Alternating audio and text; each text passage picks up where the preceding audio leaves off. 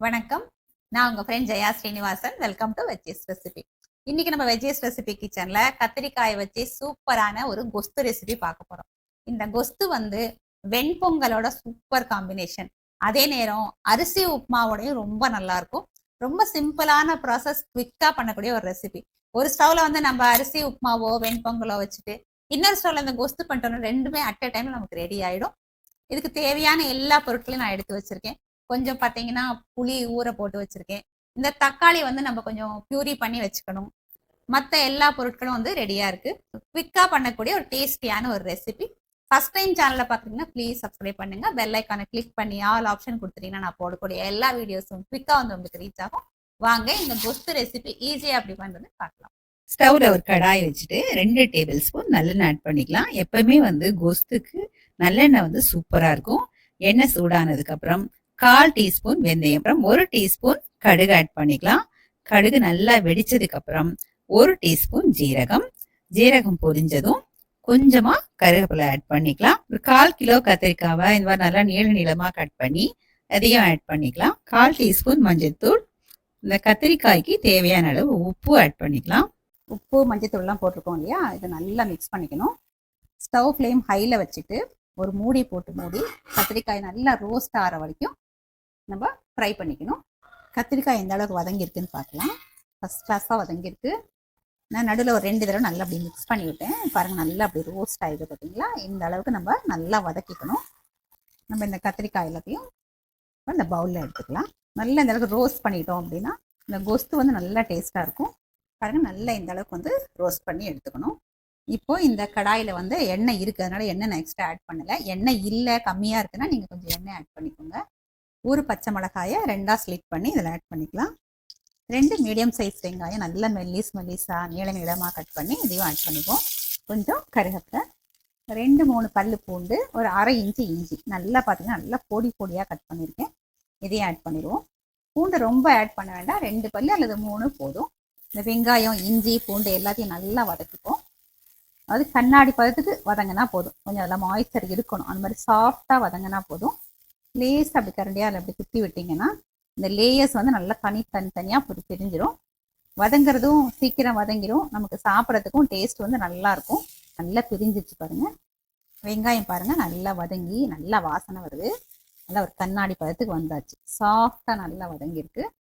நம்ம ஒரு 3 தக்காளியை பியூரி பண்ணி வச்சுருக்கோம் இல்லையா, அதை வந்து இதில் இப்போ ஆட் பண்ணிக்கலாம். ஒரு 1/4 டீஸ்பூன் பெருங்காயத்தூள், 1/4 டீஸ்பூன் மஞ்சத்தூள், தேவையான அளவு உப்பு. உப்பு போடும்போது கொஞ்சம் கவனத்தில் இருக்கணும். ஏன்னா நம்ம கத்திரிக்காயிலையும் உப்பு போட்டிருக்கோம். இப்போ இந்த குழம்புக்கு தேவையான உப்பு மட்டும்தான் நம்ம போடணும். சாம்பார் பவுடர் 1 டீஸ்பூன் ஆட் பண்ணிக்கலாம். அவங்கவுங்க காரத்துக்கு தகுந்த மாதிரி ஆட் பண்ணிக்கலாம். கூட இல்லை கம்மி நம்ம விருப்பம்தான். நல்ல நிறம் வர்றதுக்காக காஷ்மீரி சில்லி பவுடர் ஒரு 1/2 டீஸ்பூன் ஆட் பண்ணிக்கலாம். இப்போ எல்லாத்தையும் நல்லா வதக்கிடுவோம். தக்காளியோட பச்சை வாசனை போகணும்.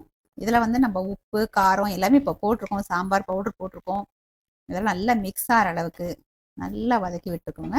ஸ்டவ் ஃப்ளேமை சிம்மில் வச்சுட்டே நல்லா அப்படியே நல்லா வதக்கி விட்டுக்கணும். தக்காளி பியூரி நல்லா கொதிச்சாச்சு.